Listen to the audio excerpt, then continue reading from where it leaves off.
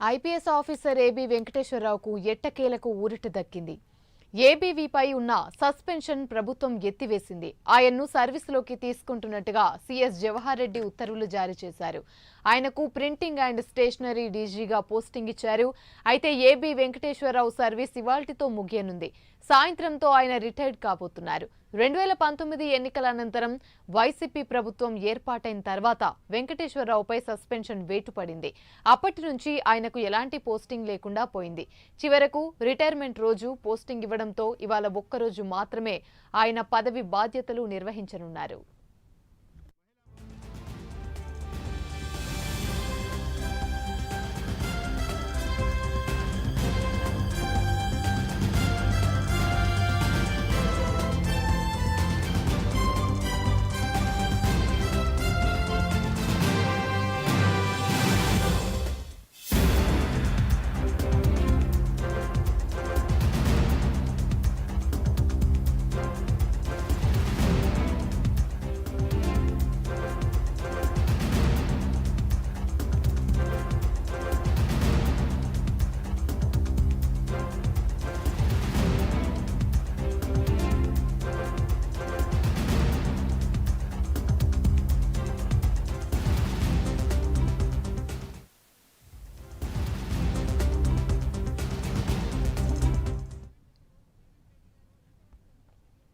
IPS officer AB వెంకటేశ్వరరావుకు ఎట్టకేలకు ఊరట దక్కింది. ఏబీవీపై ఉన్న సస్పెన్షన్ను ప్రభుత్వం ఎత్తివేసింది.